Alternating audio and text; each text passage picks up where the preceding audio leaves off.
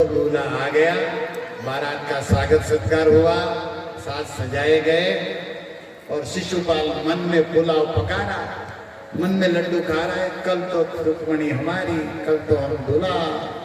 और इधर शाम हो गई द्वारिका पहुंचते पहुंचते ब्राह्मण को, और इधर शिशुपाल संगीत संध्या नाइट प्रोग्राम बनाया, ऑर्केस्ट्रा बनाया, दूल्हा है ना वो तो। और उधर ब्राह्मण जब द्वारिका में गया, द्वारिकाधीश खड़े हो गए, ब्राह्मण को प्रणाम किए, चरण धोए, आसन पर बिठाए, भोजन कराए, अपने शयन कक्ष में विश्राम कराते हुए पूछे, हे ब्राह्मण, मैं क्या सेवा करूं, क्या चिंता है आपके राजा सुखी तो है ना? और ब्राह्मण ने कहा कि हमारी रुक्मणी ने सही दूल्हा चुना। कितना ब्राह्मण तो खुश हो गया कि भाई सही लड़का, क्योंकि इतना विनम्र, इतना कोमल, इतना धन, द्वारिका सब देखा। तब इसने कहा हमारे राजा तो सुखी है, कोई चिंता नहीं, लेकिन मुझे रुक्मणी ने भेजा है। पहली बार कृष्ण के कान में शब्द गया रुक्मणी, ब्राह्मण के हाथ से। अंतर्यामी भगवान तो सब जानते। बोले क्या भेजा है? तो ब्राह्मण ने पत्र निकाला, बोले हमारी राजकुमारी रुक्मणी ने आपके लिए ये चिट्ठी, ये प्रेम पत्र दिया। भगवान के हमारे लिए? बोले हाँ, लीजिए द्वारिकाधीश। अब भगवान जैसे ही पत्र देखा एकदम सील पैक था, यहाँ की तरह नहीं खोल के देख ले पढ़ ले, यहाँ तो बहुत गड़बड़ होता है। ब्राह्मण विश्वास होता, एकदम पेटी पैक पड़ा था। लेकिन भगवान ने कहा कि अगर मेरी रुक्मणी आप पर विश्वास करती है ना, तो मैं भी करता हूँ। आप खोलिए पत्र और पढ़ के सुनाइए। अब देखो कितना विशुद्ध प्रेम होगा। नहीं तो आजकल पत्र लेके कहीं गली में चले जाएंगे इधर, लेकिन ये भगवान वापस दे रहे कि आप खोलो और आप खुद पढ़ो और मुझे सुनाओ कि रुक्मणी क्या लिखी। अब ब्राह्मण और खुश हो गया कि देखो कितना है। अब तो ब्राह्मण खोल के पढ़ने लगा। हमारी रुक्मणी कहती है कि हे प्यारे श्याम सुंदर, मैं मन वचन काया से आपकी हो चुकी हूँ। मैं नहीं चाहती हूँ कि आप मारकाट करो, लेकिन मैं शिशुपाल को भी नहीं चाहती हूँ। आप मुझे यहाँ से ले। अब ये सब पढ़ा, पढ़ के ब्राह्मण ने दिया, लो आपकी सेवा हमने कर दी, अब आप जानो आपको क्या करना है। अभी ब्राह्मण ये सोच रहे थे कि रात तो हो गई, उधर दूल्हा आ चुका है, पर कल सुबह पानी ग्रहण है, राइट? समय बहुत कम है, पता नहीं द्वारिकाधीश क्या बोलेंगे। ब्राह्मण भी नहीं समझ पा रहे। तब भगवान ने पत्र हाथ में लेते ही बोला, अब भी चलेंगे, दारू हमारा रथ तैयार करो। तो ब्राह्मण तो शॉर्ट हो गया कि अरे आग दोनों तरफ है। भगवान ने कहा, सच कहूं ब्राह्मण देवता, कई दिनों से मुझे भी रुक्मणी याद आ रही है, मैं भी, मुझे नींद ना आए। वहीं से चला ये गाना। ये सुखदेव जी भागवत में लिखा, निद्रा न लेबे निशी। भगवान बोले निद्रा न लेबे निशी, रात में मुझे नींद, मुझे रुक्मणी है। अब ब्राह्मण तो खुश हो गया कि वाह, तब तो कोई चिंता नहीं। बोले ब्राह्मण देवता सोएंगे नहीं, चलेंगे। और रात में द्वारिकाधीश ने 4 घोड़े, मेघालक, बाहुलक, पिंगल, उसके नाम दिए गए, और वायु वेग से पानी में रथ चलाया। रात में 12 बजे द्वारिका से रथ चला। सुबह 4 बजने से पहले, मंगला आरती के पहले, उस ब्राह्मण को लेकर द्वारिकाधीश कृष्णचंद्र रुक्मणी के गांव पहुंच गए। आ गए बार, अभी भगवान पहुंच गए। और ब्राह्मण देवता को बोला, मैं यहीं रुकूंगा, आप जाइए महल में, और हमारी रुक्मणी को बोलिए कि हम आ गए। अब रुक्मणी तो रो रही, दिन निकाला, रात निकाली, उसको तो पता ही नहीं क्या होगा। सखिया कहती है मेहंदी लगा लो सखी, अभी सुबह आपका पानी ग्रहण, आपका विवाह है। बोले कुछ नहीं करना हमको, दूर हटो सब हमारी नजरों से। तब तक वो ब्राह्मण को देखी, बोले आ गया। तो ब्राह्मण को ध्यान से रुक्मणी देख रही, तो ब्राह्मण मुस्कुराते नाचते गाते आ रहा था, समझ रहा कि प्रसाद हो गया, खा पी के आ रहा है। नहीं तो टेंशन में, चिंता में आता तो गड़बड़। ब्राह्मण को देख के रुक्मणी पूछ रही क्या? तो ब्राह्मण कहते अकेला नहीं आया, जिसको प्रेम पत्र भेजा ना, उस प्रेमी को लेकर आया। तब तो रुक्मणी नाचने लगी, आओ मेरी सखिया मुझे मेहंदी लगा दो, मुझे श्याम सुंदर की दुल्हन बना दो, मुझे श्याम सुंदर की दुल्हन बना दो। आओ मेरी सखिया मुझे मेहंदी लगा दो, आओ मेरी सखिया मुझे मेहंदी लगा दो, मुझे श्याम सुंदर की दुल्हन बना दो, मुझे श्याम सुंदर की दुल्हन बना दो। रुक्मणी की तेवरी बजे वहीं आग फड़कने लगी कि आ गए हैं। और भगवान ने जैसे ही रथ से भूमि में कदम रखा ना, कुंडिनपुर अमरावती, भूमि देवी से वो करण रुक्मणी के हृदय में, वो समझ गई मेरा पिया घर आ गए। अब तो रुक्मणी नाचने लगी। हमारे यहाँ वो कहते हैं ना मंगल गीत, एरी सखी मंगल गाओरी, एरी सखी मंगल गाओरी, बड़ा प्यारा है। मोहे काला टीका लगाओरी, मोहे काला टीका लगाओरी, उतरेगी आज मेरे पिए की सवारी, उतरेगी आज मोरे पिए। चौक पुराओ, माटी रंगाओ, आज मेरे पिया घर आए, आज मेरे पिया घर आए। एरी सखी मंगल गाओरी, एरी सखी मंगल गाओरी। रुक्मणी आनंद में है, उसके मनोरथ पूरे हो रहे हैं, उसके प्राण जीवन धन श्याम सुंदर आ चुके हैं। ये खुशी का समाचार रोम रोम से निकल रहा है। रंग से रंग मिले, नए नए ढंग खिले, नए नए ढंग खिले। आंगन आंगन है परियों से, आंगन आंगन है परियों से। कुहू कुहू कोयल जपे, कुहू कुहू कोयल जपे, पियू पियू पपीहा रटे, पियू पियू पपीहा रटे। आनंद मंगल छा रहा, लक्ष्मी की वारी रहा, रुक्मणी नाच रही। और उधर सुबह हो गया, शिशुपाल तलवार लेकर चौरी के मंडप में सज धज के बैठ गया। अब ब्राह्मणों ने कहा कन्या बधराओ, दुल्हन को बुलाओ। अब रुक्मणी सखियों के साथ देवी माँ की पूजा के लिए जाए, कुल देवी। अब हजारों हाथी घोड़ा सैनिक शंख बज रहे, नृत्य हो रहा है, मंत्र पढ़ रहे, और बीच में रुक्मणी जा रही है।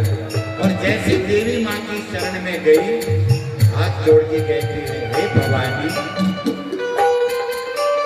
हे शिव की पत्नी, गणपति के साथ हम प्रणाम करके कहते हैं कि कृष्ण मेरे पति बने। कौन मेरे पति बने? कृष्ण। अब देखो पूजा कर रही है देवी की, और मन में तन में वो देव भरा पड़ा है। नजर इधर देख रही, कहीं आए कि नहीं, आए तो है लेकिन यहाँ आए कि नहीं।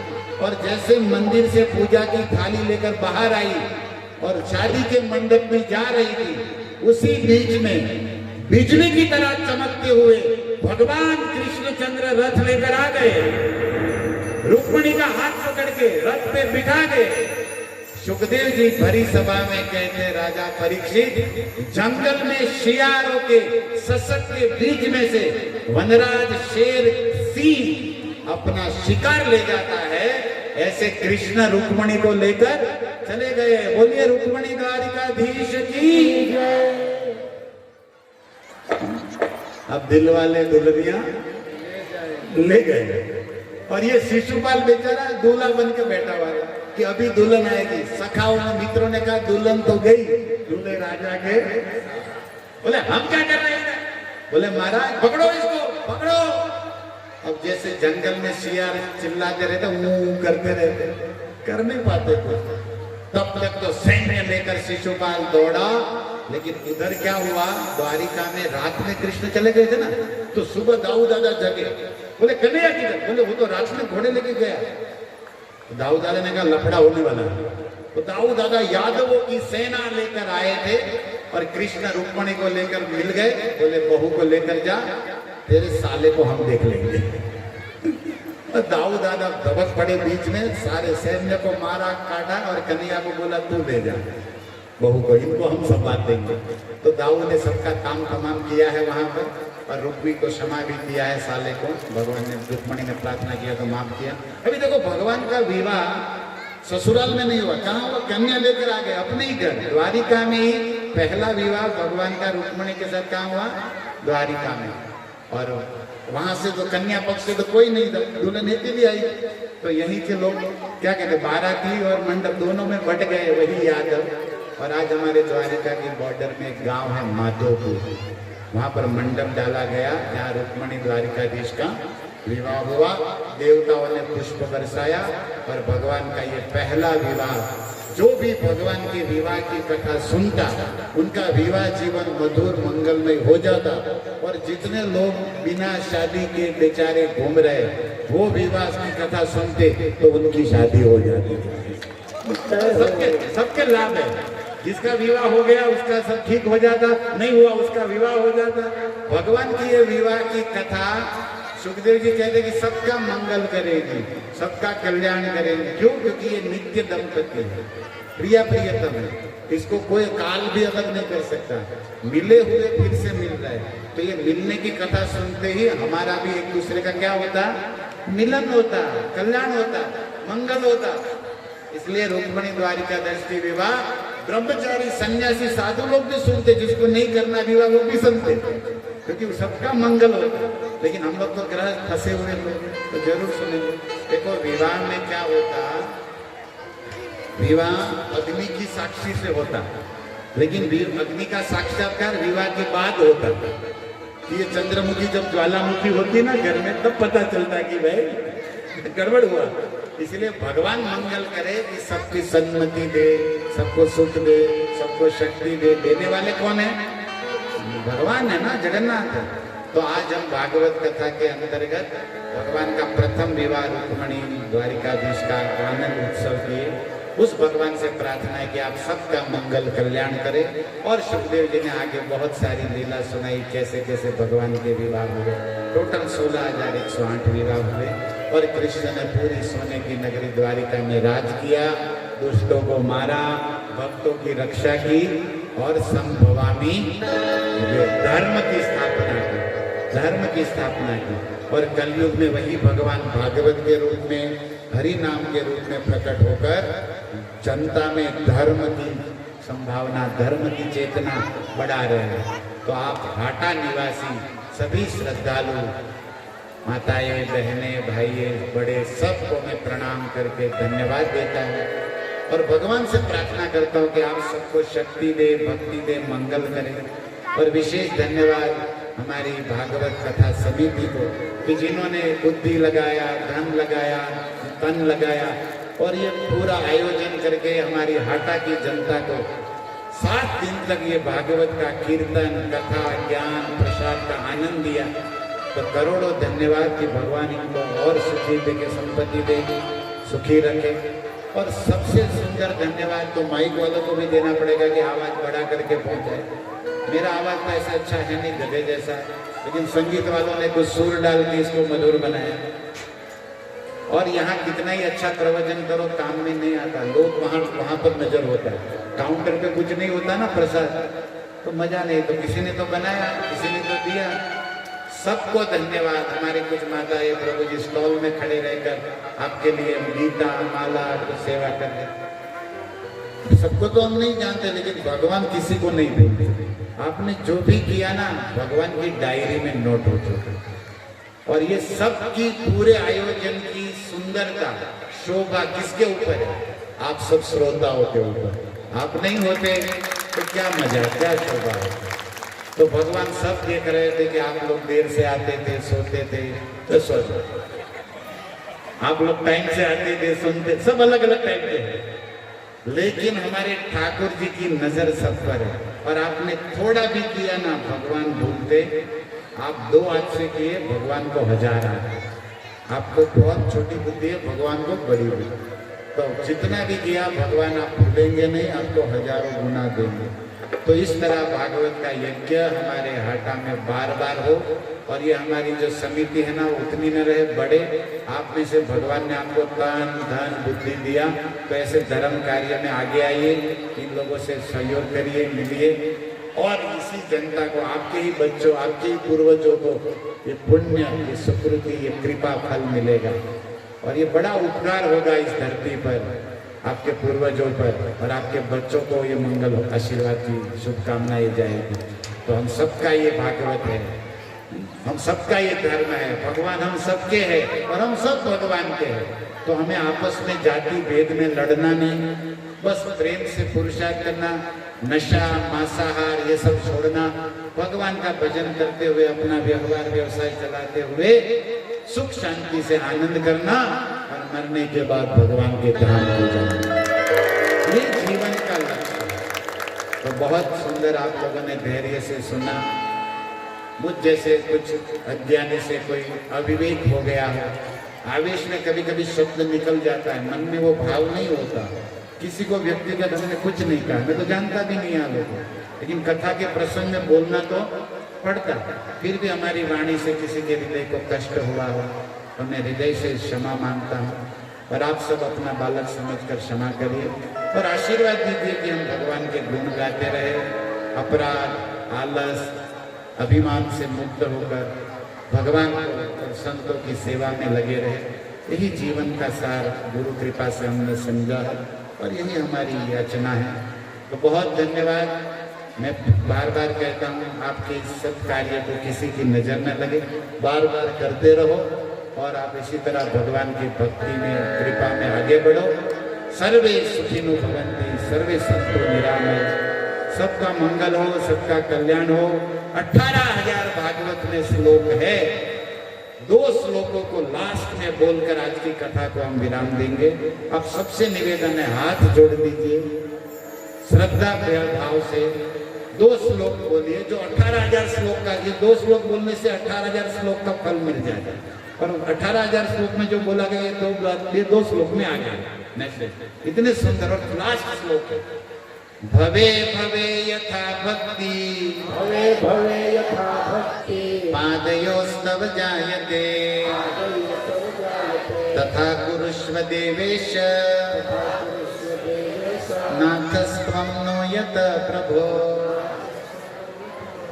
नाम संकीर्तनं जस्य, नाम संकीर्तनं यस्य, सर्वपाप प्रणाशनं, सर्वपाप प्रणाशनं, प्रणामो दुःख शमनं, प्रणामो दुःख शमनं, तम नमामि हरिं परम। तं नमामि हरिं परम। सुखदेव जी ने लास्ट में ये 2 श्लोक पढ़े। इसका क्या अर्थ है? भवे भवे, पहला जो श्लोक है कि हे प्रभु, जन्म जन्म हमें आपके चरणों की भक्ति मिले, शक्ति मिले। और दूसरा का क्या अर्थ है? लास्ट, आपका नाम कीर्तन हम करेंगे तो पापों से मुक्त हो जाए, और आपको प्रणाम करेंगे तो सारे दुख दरिद्रता से, कष्टों से मुक्त हो जाए। तो सारे भागवत का सार अब एक लाइन में बोल रहा हूं, आप सबको एक ही लाइन याद रखना, बाकी 7 दिन सब भूल जाओ चलेगा। क्या बात? नाम कीर्तन करने से पाप नष्ट होता है। बोलिए, नाम कीर्तन करने से और प्रणाम करने से सारा दुख कष्ट नष्ट होता है। प्रणाम करने से अभी आपको 2 ही काम करना है, रोज भगवान का नाम लेना और रोज भगवान को, भाई ये 2 काम करोगे, सारा भागवत का सनातन धर्म का सार आ गया कि भगवान को प्रणाम करने से हमारी विजय होगी, और भगवान का नाम लेने से हम सब जगह अपने पापों से मुक्त होकर प्रेमी बन जाएंगे। तो यही तो है, कितना सिंपल है। प्रणाम करेंगे कन्हैया को, सीताराम, राधे श्याम, जो आप मानते हो, लक्ष्मी नारायण, आपका जो इष्ट हो, लेकिन रोज उसको क्या करना है? और रोज उसका सुबह शाम जब टाइम मिले उनका नाम गाना, इसमें सारा धर्म आ गया। अब एक बार हाथ खड़ा करके हरे कृष्ण मंत्र बोल के मैं अपनी वाणी को, भागवत को विराम दूंगा, और फिर माइक हमारे समिति के लोग अनाउंस और आगे की विधि संभालेंगे। सबके लिए भंडारा महाप्रसाद है, आज अंतिम दिन है, धैर्य रखिए, और उसके बाद प्रसाद भी लेंगे शांति से, खूब कीर्तन नाचेंगे, गाएंगे भी, लेकिन महामंत्र से पहले आज के भागवत को मैं विराम दे दूं। हरे कृष्णा कृष्णा कृष्णा हरे हरे, हरे राम राम राम हरे हरे, हरे कृष्णा कृष्णा कृष्णा हरे हरे, हरे राम राम राम हरे हरे, हरे कृष्णा कृष्णा कृष्णा हरे हरे, हरे राम राम राम हरे। प्रभु मैंने सुना भगवान के 1000 हाथ, देखा नहीं, लेकिन यहाँ पर हजारों लोग हाथ खड़ा किए तो यही भगवान दिख गए। सबके हाथ खड़े थे तो 1000 हाथ वाला भगवान का यही है। एक और बार, हरे कृष्णा कृष्णा कृष्णा हरे हरे, हरे राम राम राम हरे हरे। भागवत भगवान की, प्रभुपाद की जय जय श्री राधे निताय गौर प्रेमानंदे हरि बोल।